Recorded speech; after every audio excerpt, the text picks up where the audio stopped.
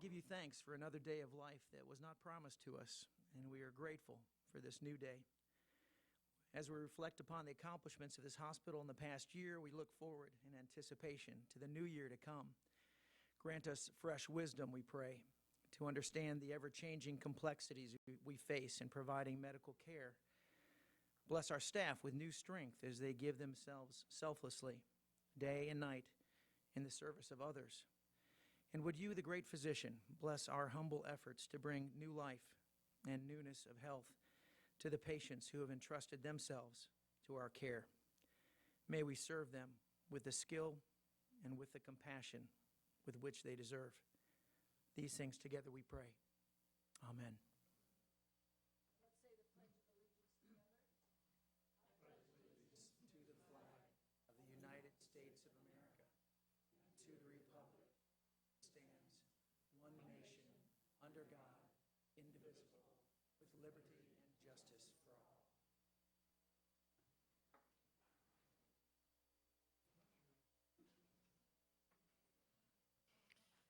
We'll call the meeting to order of the Sarasota County Public Hospital Board on January 20th, 2015.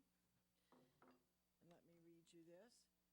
Any citizen desiring to address the hospital board should turn in a speaker card to the board secretary. If the citizen comment pertains to an item on the agenda today, the comment will be heard early in this meeting. Otherwise, it will be heard toward the end. Speakers are asked to limit their comments to 5 minutes. Vendors, suppliers, or other persons seeking hospital contracts awarded on a competitive basis are reminded that their ability to address the board may be restricted by the terms of the invitation for bid, request for proposal, or other purchasing criteria.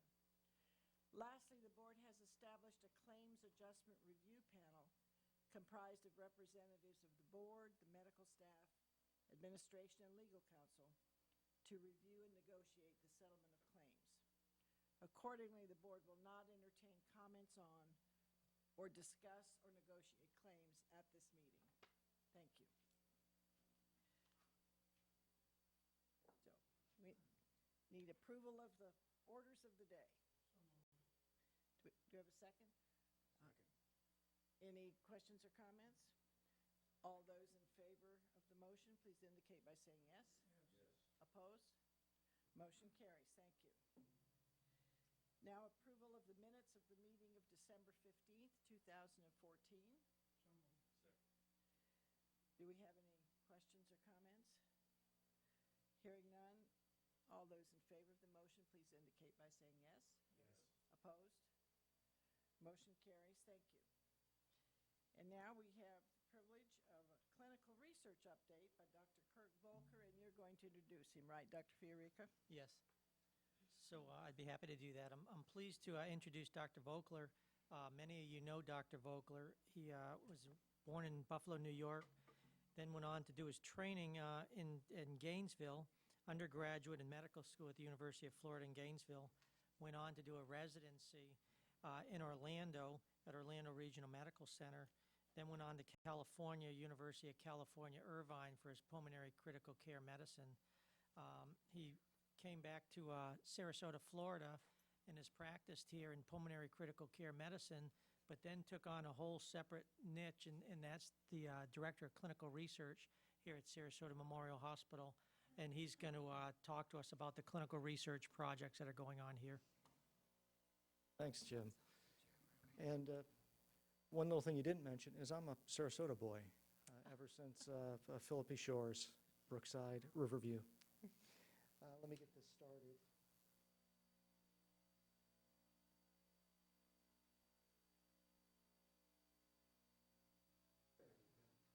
Assuming that this goes fast. All right, I would like to thank the board for allowing me the time to update you on some of the good work we're doing at the Clinical Research Center. I truly consider the Clinical Research Center as a little hidden jewel of the Sarasota Memorial Hospital system. It's something that a lot of people don't know about, and I really appreciate the opportunity to inform the public about it. So the main question is, why should a community hospital do clinical research? It is more of an exception rather than a rule. We are one of the few community hospitals doing clinical research to our scale that we are. Because it takes, a physical presence, it takes overhead of employees, and it takes commitment from administration. So what are the benefits? First of all, it allows us to bring drugs and devices to the Sarasota community years ahead of FDA release. And I'm going to go through a couple of cases to exemplify that. The second thing is that it attracts world-class physicians. As you met Dr. Meredith just last month, one of his main questions when he came in here is, can I continue some of my research? If you ever look at Dr. Fiorica's resume, which is about this thick, most of it is filled with all the studies he has published. And that's what we want to do, is attract this type of talent. And finally, it establishes Sarasota Memorial Hospital as one of the leaders. The more we publish, the more we get our name out there amongst the academic community, the higher we're regarded. And just to let you know, we are the top enrollers in the United States in 2 of our clinical trials, and probably top 10 in probably another half dozen. So we perform very well. Let's see if this works now. Oops. How about that? How about that?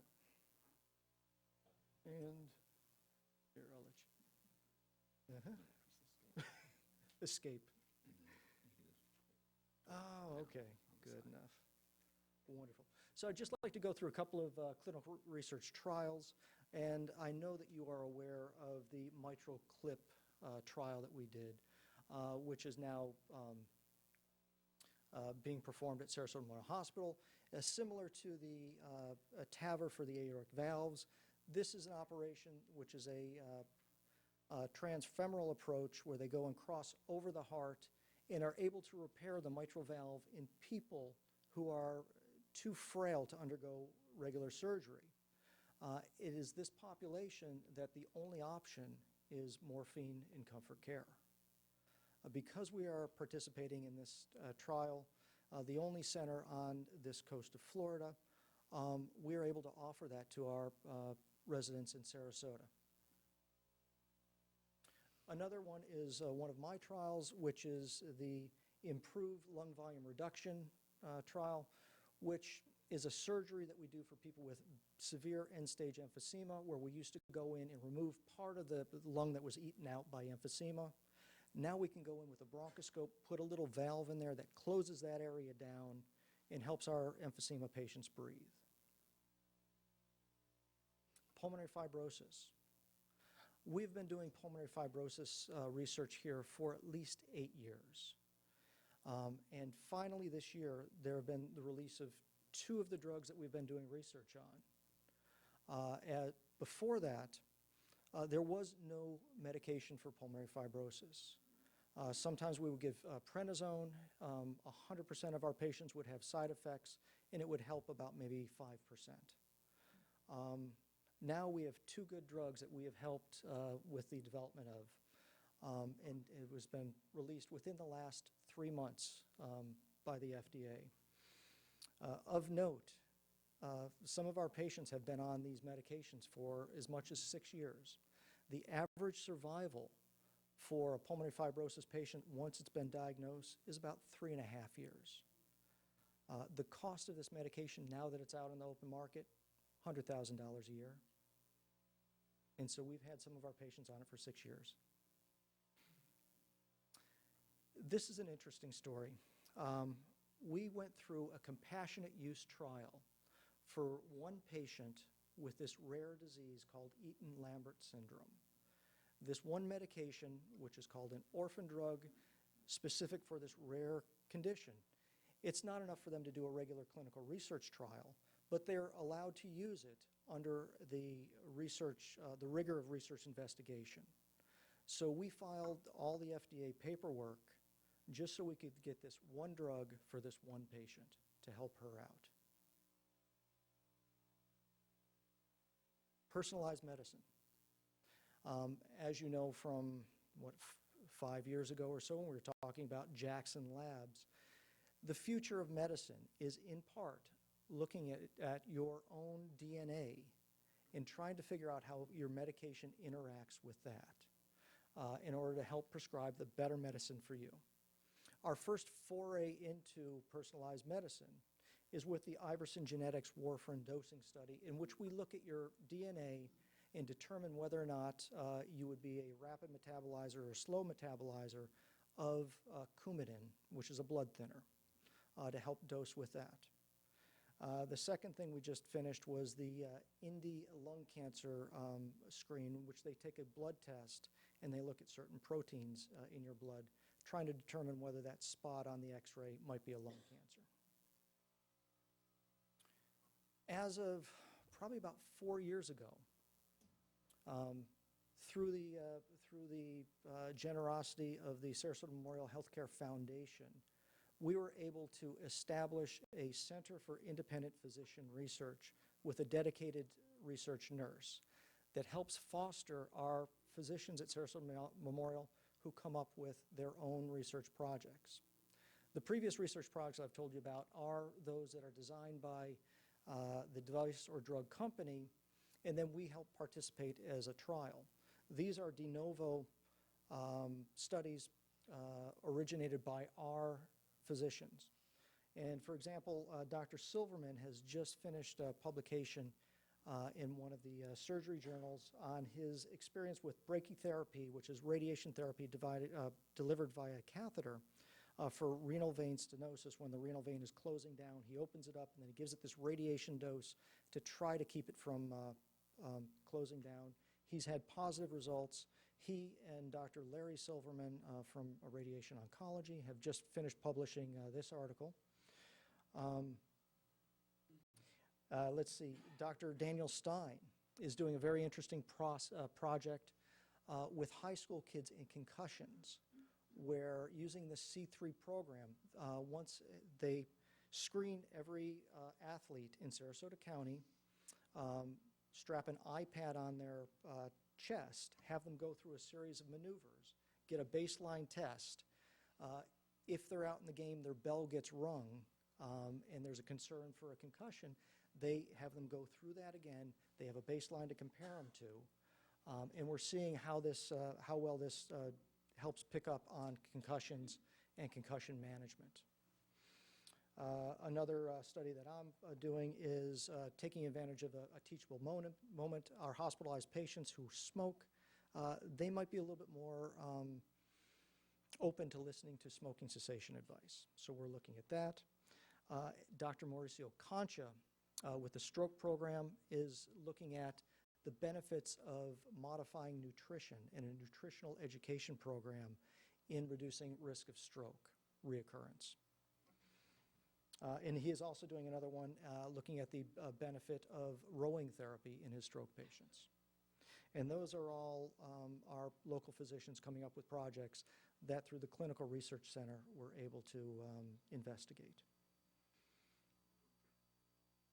So hopefully in my little presentation I have gone through, given examples of why we should have a clinical research center, the benefits to the community, the hospital, and the physicians.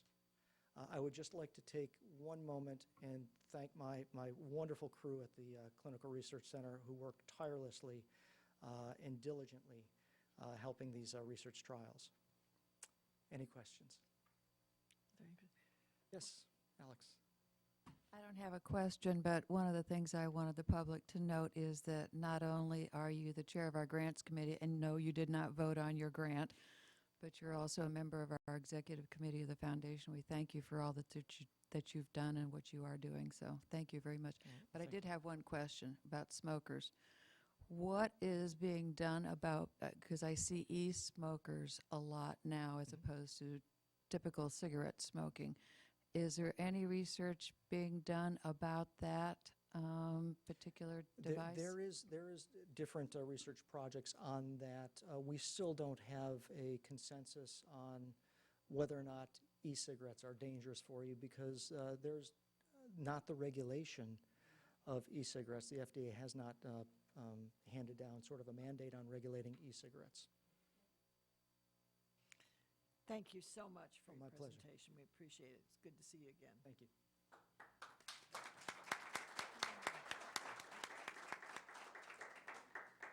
And now we'll move on to the Excel winner for this month, Danielle Maddox, Project Procurement Planner, Supply Chain Management.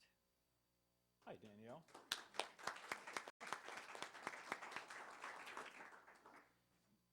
So, Danielle Maddox is our Excel recipient for the month of January 2015. Danielle is a project procurement planner in the Supply Chain Management Department, has been an employee of SMH since June of 2009. Danielle's many nominations have a common theme, and one summarized all the others best. Danielle brings to mind a lot of descriptive words and phrases. Here are just a few. Quietly, competent, innovative, professional, and committed to top quality, reliable, resourceful, and dedicated. That's a lot of words. Dan, here's a couple of your folks, your contemporaries has said about you. Danielle is a perfectionist when it comes to her job and will always ensure her customers are satisfied.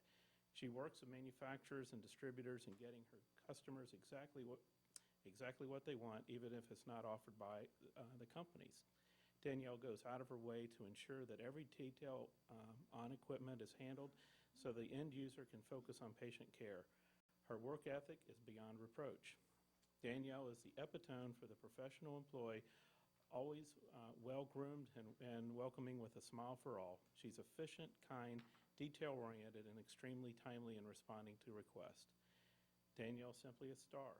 No job too big or too small. Her work is on the bed tower and department moves is outstanding. Congratulations to everything. Thank you so much.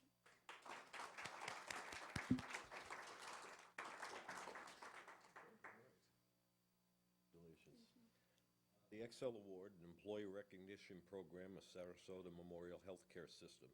The hospital board and administrative staff of Sarasota Memorial Healthcare System are grateful to all employees who constantly enhance the quality of our patients' stay by making an extra effort in their daily activities.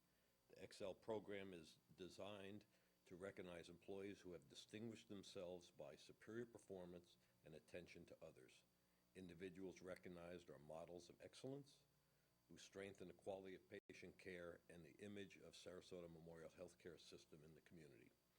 The hospital board and the administrative staff are pleased to present Danielle Maddox with the Excel Award for January 2015 in recognition of your demonstrated courtesy and caring attitude and contributions towards excellence of Sarasota Memorial Healthcare System.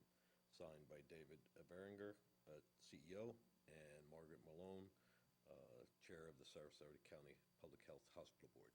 Congratulations. Thank you.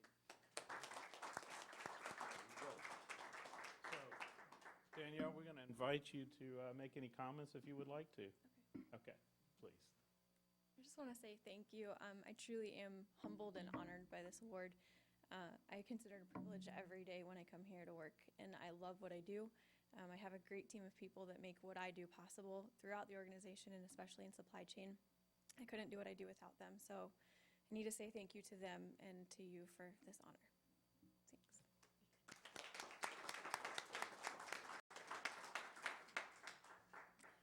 I think I see, I'm not sure who's prouder, her boss over there or her mother. So, congratulations. Congratulations. And then today we have Hero Award winners, Lindsay Scherer and Philip Jones, Personal Trainers Institute for Advanced Medicine. So Phil and Lindsay, can y'all come up?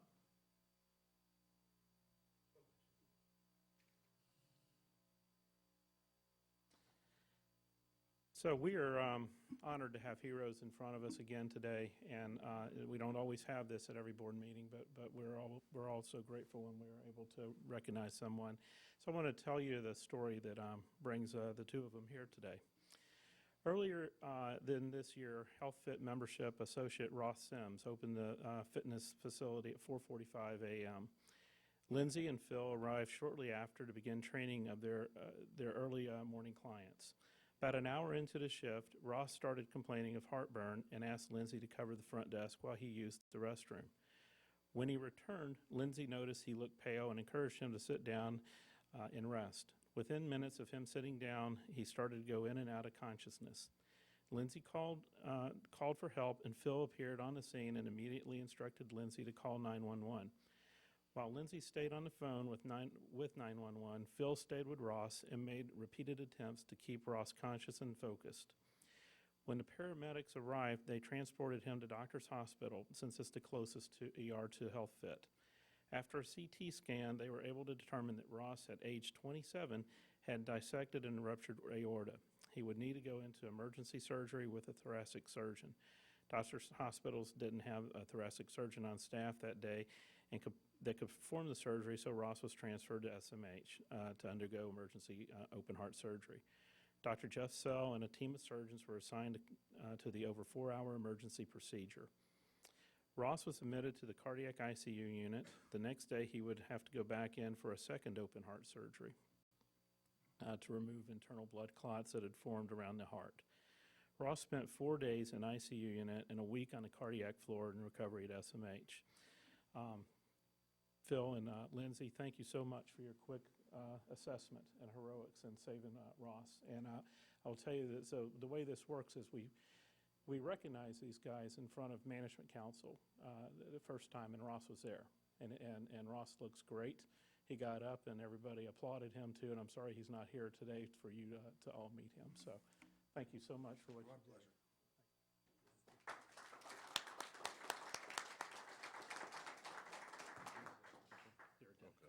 All right. If you would let me, so that we'll, rather than just repeat both, I will just read what we have. We have Lindsay Scherer and Philip Jones. Each of you are receiving the award. They're hereby inducted into the Sarasota Memorial Healthcare System Team SMH Hall of Fame as heroes, and there's no doubt about that. On this 7th day of January 2015, for the meritorious customer service, including consistently exceeding expectations of our patients, families, visitors, and staff, being an example to peers and others, having a personal commitment to excellence, going above and beyond for individuals in our community. And it's signed by Dave Varinger, President and CEO, and Margaret Malone, Chair, Sarasota County Public Hospital Board. Well, Philip, congratulations. Thank you. And Lindsay, good job. Congratulations to both of you.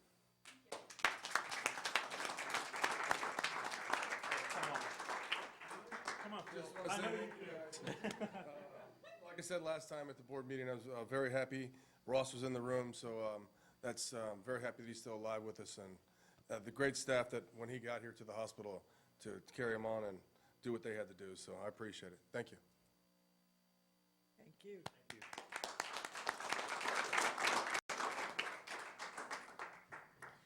And now the report of the medical staff. Dr. James Fiorica, Chief of Staff.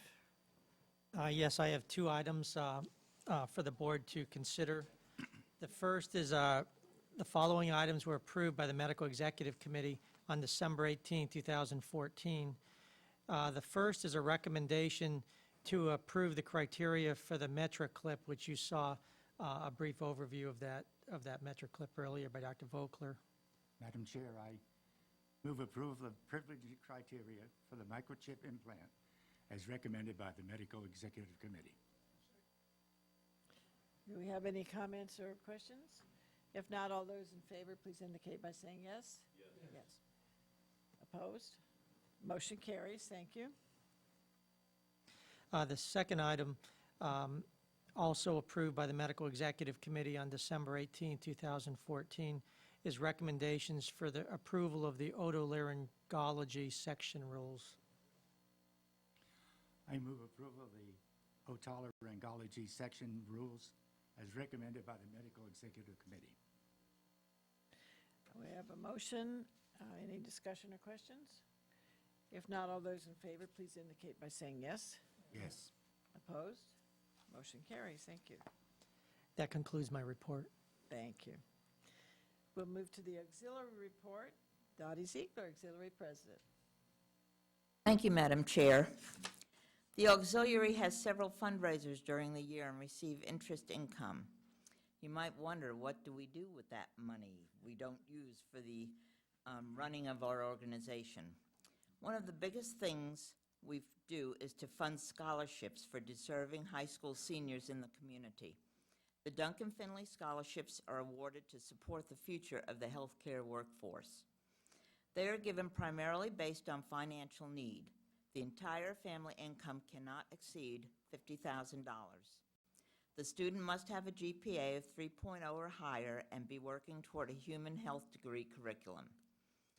The scholarships of $10,000 each are dispensed over 4 years. We were not able to give any scholarships in 2014 because our interest income was low and our cash flow would not support taking on any other expenses.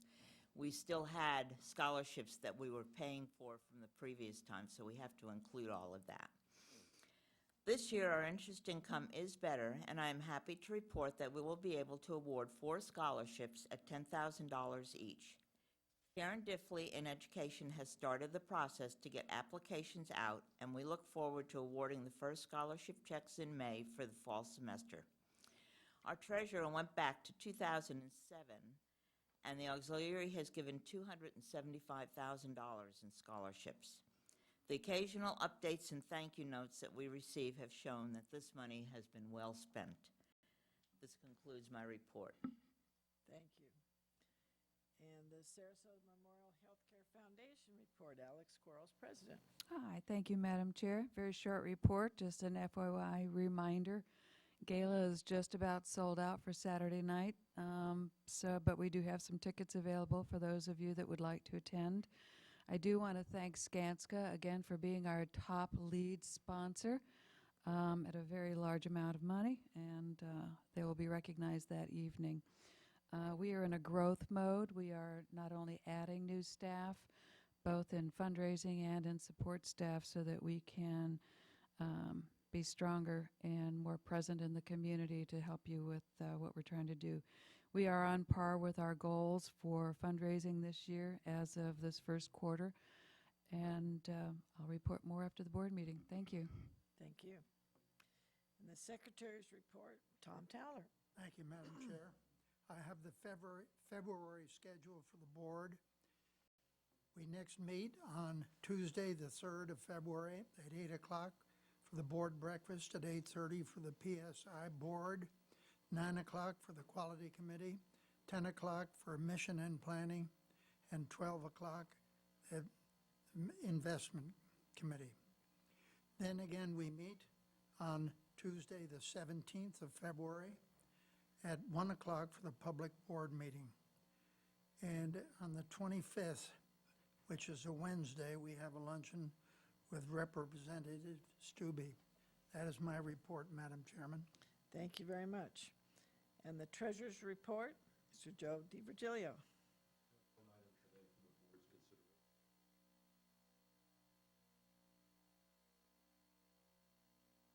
Approval of the bad debt and charity care.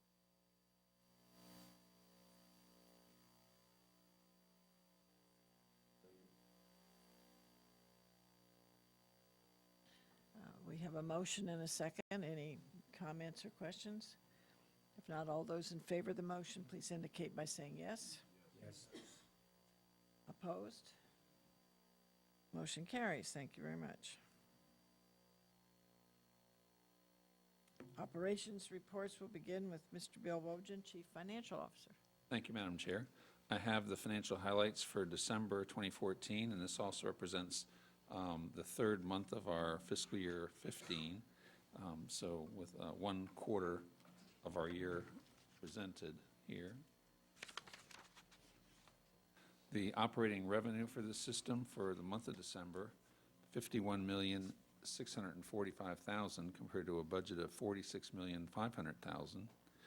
Fiscal year to date for the first quarter, $146,208,000 compared to a budget of $137,255,000. For the system, our total expenses, I should say, for the month, $49,807,000 compared to a budget of $47,422,000. Fiscal year to date, $146,415,000 compared to a budget of $140,949,000. Our operating income for December, $4,596,000, which represents an operating margin of 8.3%. This compares favorably to the budget of $1,793,000, which represented an operating margin of 3.6%. Fiscal year to date, we're at operating income of $7,890,000, operating margin of 5%, compared to a budget of $4,427,000, operating margin of 3%.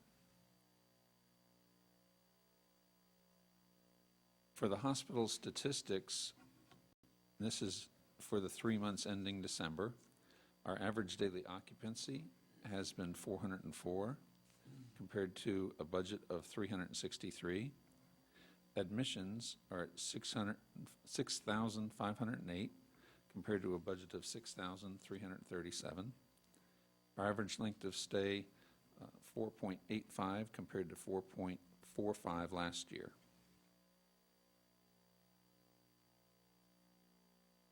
The hospital's surgery cases, again, 3 months ending December, 4,819, compared to a budget of 4,549. Births, 864, compared to a budget of 747. Our outpatient registrations for the 3 months, 101,114, compared to a budget of 99,720. Emergency care center registrations, 28,000, compared to a budget of 26,985.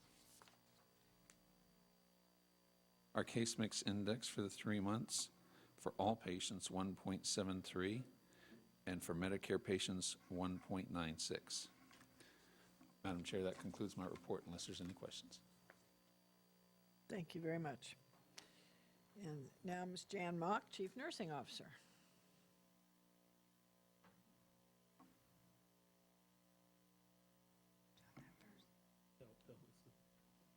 A new addition to the staff at Sarasota Memorial Hospital is turning a few heads and making everyone safer.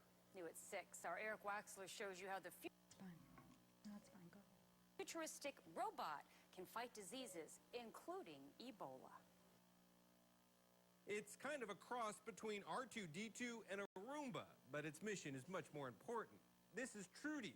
Everybody's excited. They love the technology. Short for Total Room Ultraviolet Disinfector. We use it every day, and we use it frequently. Standing at 5 feet 5 inches, the robot, recently put into service at Sarasota Memorial Hospital, is designed to scan and disinfect patient care areas and prevent the spread of germs.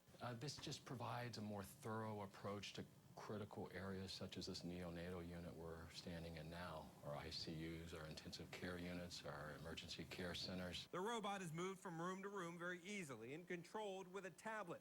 When those ultraviolet lights go on, nearly 100% of pathogens and superbugs are wiped out. The recent Ebola scare emphasized the need for a system to eliminate contagious diseases without putting hospital workers at risk. It does eradicate Ebola. In fact, there's 3 units in West Africa, the Trudy robots, helping to fight that crisis. Trudy can't do it alone. Officials say she's an enhancement to the cleaning already done by staff. The folks in housekeeping and everyone in the hospital seem to be very happy because it works very well with their normal workflow. By the way, the price tag for this robot, $87,000. In Sarasota, Eric Waxler, ABC Action News.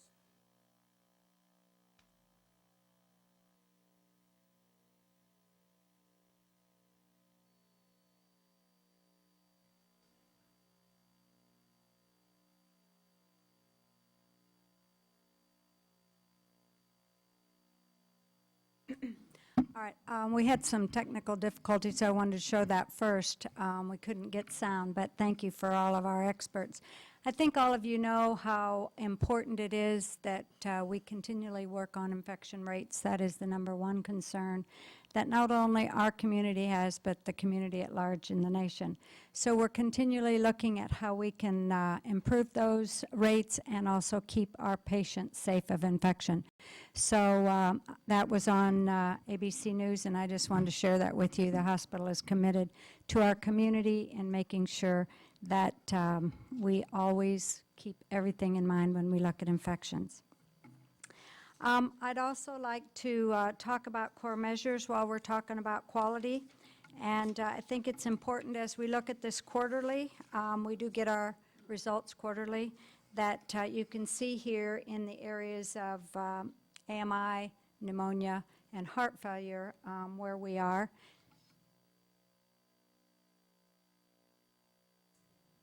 You can also see here where we are with our infection rates, our stroke, and our VTE. I am happy to report this is data from September. This is the last reported data, so we are abstracting our data now.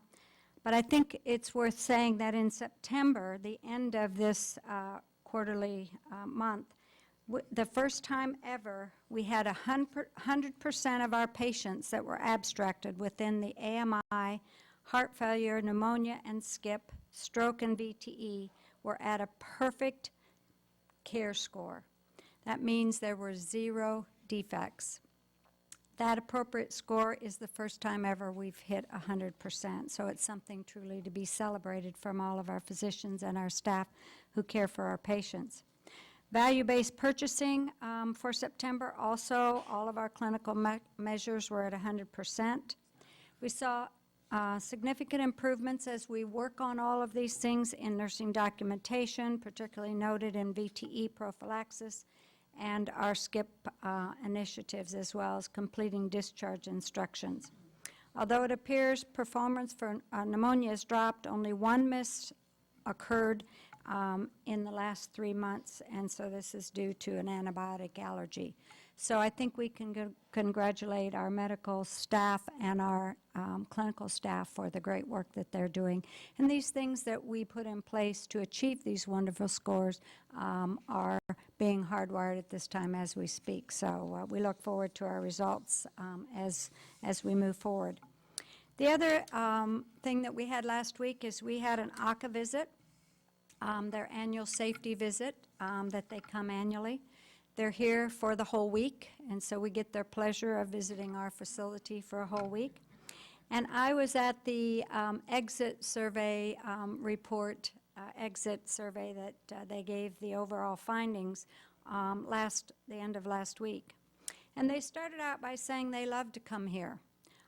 They visit many places in the state of Florida, but they love coming here. And the reason they said that is they know that we're always interested in doing the right things, and they always love coming here because of what they find, the good results. They also complimented our entire staff on how knowledgeable they were.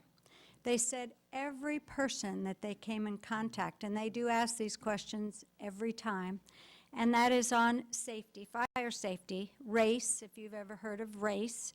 That stands for Rescue, Alarm, Contain and Extinguish, and Remove, Alarm, and Extinguish, Contain and Extinguish, and PASS, which is what you do to the extinguisher after you do those things, is that you pull it, you aim it, you squeeze it, and sweep. So those are the things that everyone asks. We ask on our surveys that we do around the organization, and every one of them had that without hesitation as a result. And they said they've never seen that in any facility they've been at. They also said our ICRA, which is what you do when you have a project going on, when you're doing renovations, that you have to secure the area and meet all the standards. They've never seen this either, where every place, and we're doing a lot of projects, every ICRA met all the standards, so they were very pleased. We have a few things to work on because there are new life safety standards, but overall the survey was a wonderful survey, and I want to thank Jim Boogish and his team who do a wonderful job in keeping our facility safe for all of us, and also the entire staff for their great work and preparation, always in being ready. And then the last thing I want to share is we have a new CT scanner that was put in and up and operating in January. And January 12th, we did our first patient. This is a low-dose CT scanner that can do cardiac studies. We now have 2 machines, CT machines, that can do cardiac studies, one at the Institute and one at the main hospital. And we're very pleased about being able to offer this to our patients and moving forward with our quality of care that can take care of patients in need. So I want to wish each and every one of you and the community a Happy New Year. And that ends my report, unless you have any questions. Any questions? Thank you very much. There are no board reports, so we'll move on to committee reports.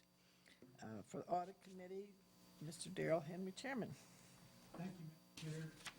The Audit Committee met on January 2015 at 11:02 a.m. Director of Audit Services, Norton, introduced the committee's new community members, Dorothy Hill and Ron Schiffer. Frank Fleischer and Bill from the community members from the Finance Committee also attended the KP presentation. Martin Eason from the KP reported results of the fiscal year 2014 audit, reviewed the financial highlights. Statement of net position, expenses and changes in net position. Jennifer Jenkins discussed considerations with new accounting technical projects. In accordance with the bylaws, board members and committee then moved into executive session. Executive session ended at 11:48 a.m. Committee recommended full board approval of the 2014 audit report. Therefore, I move acceptance of the annual financial statement audit for the fiscal year 2014 as recommended by the Audit Committee. Any questions or comments? If not, all those in favor of the motion, please indicate by saying yes. Yes. Opposed? Motion carries. Thank you.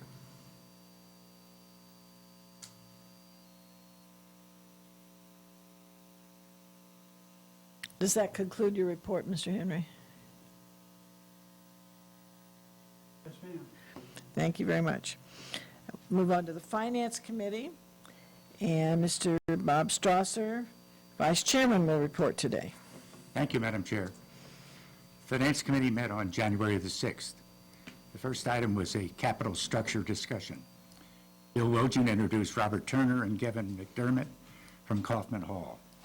There are 2 letters of credit coming due which support 2 of our variable rate bond issues. Mr. Turner presented the recommendations for the Series 2009B and 2008A bond issues. There are 2 LOCs that will expire within the next 2 years for a total of $142 million. Kaufman Hall worked with management to determine the objectives, evaluate 3 options, and is seeking approval of the recommendation. The credit RFP process went to 11 banks requesting proposals for LOCs and direct purchases. The RFP generated a lot of interest. 7 banks responded with proposals. Kaufman Hall reviewed the pricing, security, and governance, and they also worked with J.P. Morgan's investment bank to look at indicative pricing for floating rate notes. Mr. Turner described the public market floating rates notes as an alternative. Advantages and disadvantages and risks were noted, and he concluded that this option is not as attractive to us. The recommendation is to enter into direct purchase facilities with Northern Trust and TD Bank. And at this time, I'd like to propose a motion. I move approval of the refund of the Series 2009B and 2008A bond issues with direct purchase facilities from TD Bank and Northern Trust, respectively, and with the option to substitute direct purchase facilities from J.P. Morgan in the event that satisfactory terms cannot be negotiated with either or both. TD Bank and Northern Trust, and to authorize the CEO and CFO to negotiate said refunds and execute such documents as are necessary to effect the same, as recommended by the Finance Committee. We have a motion and a second. Any questions or comments? If not, all those in favor of the motion, please indicate by saying yes. Yes. Opposed? Motion carries. Thank you. The next item is the purchase of an office condo at 6075 Rand Boulevard, Unit 1. Bill Wojin discussed the piece of property on our Rand Boulevard campus. Bill discussed the location of the property. The home health offices are located in this building. The building currently has 3 units that we own, and this, Unit 1, was owned by Dr. Ramani, who recently passed away. By purchasing Unit 1, we will control the entire building. The appraisal came to $260,000. We offered $250,000, and Bill reviewed the purchase offer and existing lease agreements. At this time, I'd also like to propose a motion. I move approval of the purchase of the office condominium located at 6075 Rand Boulevard, Unit 1, for $250,000, plus closing costs as recommended by the Finance Committee. We have a motion and a second. All those are there any questions or comments? All those approving the motion, please indicate by saying yes. Yes. Opposed? Motion carries. Thank you. Motion 3 was the wire ACH transfer approvals. Nelson Lane discussed the annual approval of the wire transfers and ACH approvals, and I would like to propose a motion. I move approval of the recurring wire transfers, ACH, and other payments, and the authority for initiation and authorization of same by appropriate SMH personnel as presented and recommended by the Finance Committee. Second. Thank you. We have a motion and a second. Any questions or discussion? Hearing none, all those in favor of the motion, please indicate by saying yes. Yes. Opposed? Motion carries. The Thank you. last item, Madam Chair, is a review of financial ratios. Nelson Lane reviewed the financial ratios, noting that SMH compares very favorably to Moody's and Fitch's medians. Nelson noted the improvements of the ratios due to the strong financial year that we had. Overall, it is a very favorable picture. David noticed that our debt-to-capitalization ratio went from 43.3% to 33.6% in 4 years, which is a very good improvement. And that concludes my report. Thank you. Thank you very much. And we'll move on now to the Quality Committee report. Mr. Bob Strasser, Chairman. Since the Quality Committee meets in closed session, I have no report. Thank you. Thank you. So moving on to the President's report, Mr. David Verinder, President and CEO. Thank you, Madam Chairman. So I'm going to start today, as I always do, with our leader report card fiscal year to date through December 2015. We'll start in the service pillar, where we have our HCAP goals at 9 of the goals being at the 50th percentile or better. And I am thrilled to report that we are actually at 11. So we are 11 out of 11 at 50th percentile. Our outpatient goal is the 83rd percent of likelihood to recommend, and I'm happy to report at 84th percentile. So doing well there as well. In the people pillar, we have our first indicator is merits on time. We have a goal of 95% of the time. We're a little bit below on that. We're at 91%, but I'm hopeful and confident that we'll make that distance up and get above that. The second under people is our turnover goal, which is 16%, and I'm happy to report that we're a good bit under that at 12% turnover for the organization. In the quality pillar, the first indicator is our organization percent of patient safety readiness at 95% or better. I'm happy to report that we are exceeding that and maintaining a 99% readiness.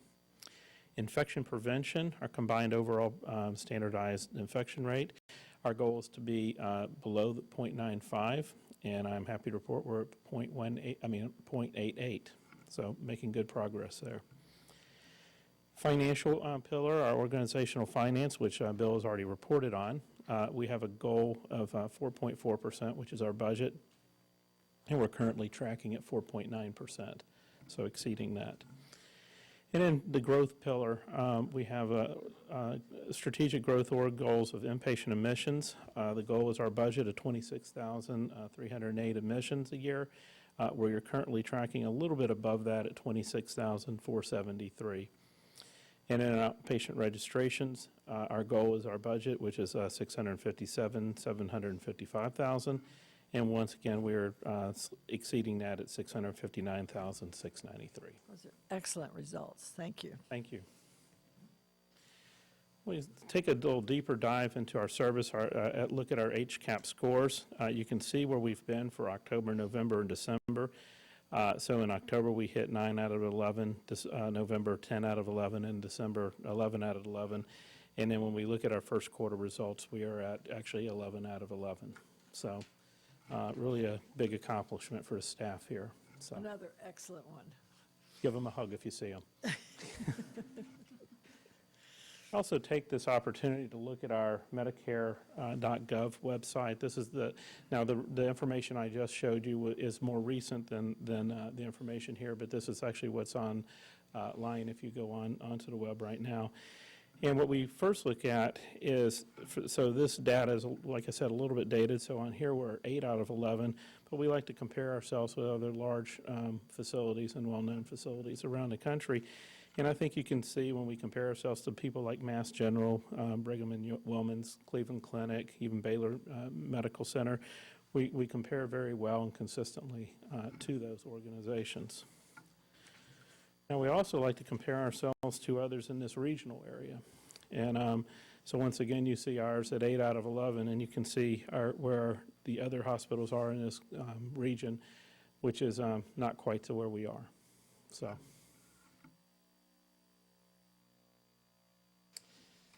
We look at our likelihood of recommending. We are at the 85th percentile for December fiscal year 2015 and a goal of 85th. You can see the departments that are below the 50th there, above the 50th, and in our 85th and higher. So we are tracking very well there, and we're continuing to move people to the right of the scale. When we look at year-to-date, as I reported a minute ago, our actual is 84th percentile. I think the goal is actually 83rd. I'm not sure why we have 85 there, but you can see once again in the year-to-date numbers where people are falling. Look at some of our people rounding. We had our patient experience team brought the popcorn machine around to the units, leading our HCAP scores, and you can see the unit numbers in front on the screen, including 9 Courtyard Tower, 9 Waldemere Ortho, 8 Courtyard Tower Cardiac, 7 Waldemere the Wound Care Center, 6 Courtyard Tower Mother, Baby, and Labor and Delivery, and then 6 East Tower General and Surgical Floor. And you can just see some various pictures, and it always makes you good. We see a few of our physicians that are doing those rounds as well. You can see in the top right-hand corner Dr. Holland there, and in the center Dr. Rick Brown there as well, participating. Staff really enjoy that. Continuing into people, I am happy to report that, as you may have read in the paper or seen on television, we are welcoming our new Chief Operating Officer, Lori Lang, to Sarasota Memorial. Lori is starting February 16th, but she comes to us from Baltimore, Maryland, where she currently serves as a Vice President of LifeBridge Health System in Sinai Hospital in Baltimore. Very lovely person, has a Master's in Health Administration from George Washington University and a Bachelor's of Arts from University of Maryland. So we're thrilled to death to have her start and get in and get to know the community and our board. As we always do around the holiday season, our staff volunteer to adopt families throughout the Sarasota community, and I'm thankful that this year we had nearly 20 families adopted, and 7 toy drives were coordinated by departments throughout the hospital. We've been working with mothers, helping mothers and children first for years to help families in our community and have a special holiday. And here's just a couple of pictures that were taken around from some various departments that participated in this. We also get an annual visit from Santa Claus. And so this year, Santa, Mr. Greg Kalish and his band of elves, our own Chief Legal Officer, Carol Ann Kalish, and their son, Ben, continued their annual tradition to visit our pediatric unit and give toys to young patients. Here they're pictured with the pediatric staff who recently moved to a new renovated unit in the Waldemere Tower. Additionally, we'd like to thank Yoders for donating more than 50 pies for staff working both the day and night shift throughout the hospital on Christmas. And many thanks for their thoughtfulness. And I will tell you, it's very well received by our nurses and staff on the floors. Carol Ann, I don't know how many years this has been, but how many have you guys done this? We've been doing it, Williams Parker has been doing it for more than 25 years. I've been doing it with Greg. Yeah, Greg, Santa. Yeah, Chris. This was our 6th year. Great. Well, I know you guys love doing it too. So, but our patients appreciate it. United Way, Sarasota Memorial surpassed our goal of raising over $60,000 this year for the United Way. The funds will go towards its Breaking the Cycle program to help children and parents in our community become better prepared for and more involved in education. One of the more popular fundraisers this year was a Facebook pet photo contest. Staff donated money and entered photos of their four-legged friends. Link, who you see pictured here with Kelly and Todd, is a 4-month-old rescue dog and received over 550 likes for out of the 1,100 entries. He's pictured here with co-chairs Todd Sack and Kelly Batista, and their owner, Amber Everett, of our extended outpatient surgery recovery. So thanks to all who participated in that. Move on to quality and safety. We do have our annual Parkinson's Symposium coming up Saturday, January 31st, 2015. I'm sure it's quite full once again this year. It's quite an event when we turn in the gym out at Health Fit into an auditorium, and then we fill it up, and then we have overflow rooms everywhere. So it's a great event if you have the chance to go out and see it. I'm pleased that this year we're having our new neurosurgeon, Dr. Ken Vivas, as one of the presenters and leading a discussion along with Dean Sutherland, who does it every year. Happy to report that this year Becker's acknowledged the hospital, recognized Sarasota Memorial as the top one, as 100 hospitals with great women's programs for 2014. So we are proud of this and excited that we were in this, and didn't really even know we're in the running for it, but it worked out well. So just thank you from behalf of me and the administration and staff, and I'm glad to answer any questions. Any questions for David? No, thank you very much, David. Great news. Thank you. We have nothing on the consent agenda today. Any public comments? No. No public comments. So we'll move on to legal matters. It's Carol Ann Kalish, our legal officer. We're all over the place today. For those of you who just wonder what I do. First, as y'all know, the state promulgates rates for reimbursement of expenses for public officers and employees, and the system follows those state promulgated rates. However, as allowed by law and pursuant to policy, sometimes you approve expenses that are different from those for the promulgated rates because you have board educational opportunities that take places in locations where it's very difficult to get, for example, a breakfast for $5 or dinner for $6 or $7. So pursuant to the board's education and travel policy, you are allowed to approve the reasonable and normal expenses to be reimbursed for education events. And a few of the board members, or most of the board members, are going to be at Governance Institute events over the next couple of months. And so I think Mr. DiVirgilio has a motion to approve the reasonable expenses for those trips. Thank you, Carol. Have a motion in that regard.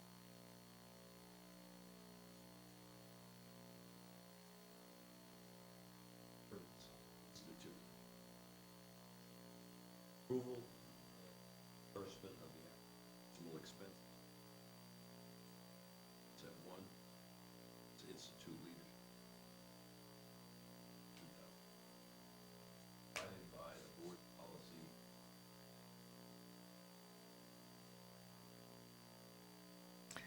Are there any comments or questions? We have a motion on the floor. All those in favor, please indicate by saying yes. Yes.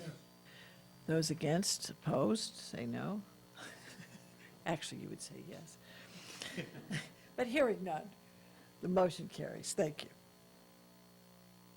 And now, just briefly, during the second week of December, Sarasota Memorial Security received a report from the Florida Highway Patrol in northern Florida, who during a routine traffic stop had identified a small catch of Sarasota Memorial patient records in the car of the arrestee. Our security immediately conducted their own investigation in conjunction with HR, determined that the arrestee was the relative of an employee at SM8. That prompted the HR department, as well as audit services and incredible collaboration from the IT department, to conduct an investigation, and they determined that in addition to this small catch of records that was found in this arrestee's car, that there was a possibility that the employee, who has been terminated, had inappropriately accessed an additional small number of patients' records. In an abundance of caution and consistent with our regulatory obligations to protect the privacy of patients' information, the system has notified all of the patients for whom the investigation has identified a possible inappropriate access. We are not aware of the information being used in any way other than it being inappropriately accessed, and in the small group having been copied and provided to the person who was arrested. And we will provide credit monitoring for the folks who are impacted by these potentially inappropriate accesses, and we'll keep you posted if there's additional information that becomes available. There's no action necessary by the board at this time. Thank you very much. Is there any other business to come before the board? I think we're adjourned.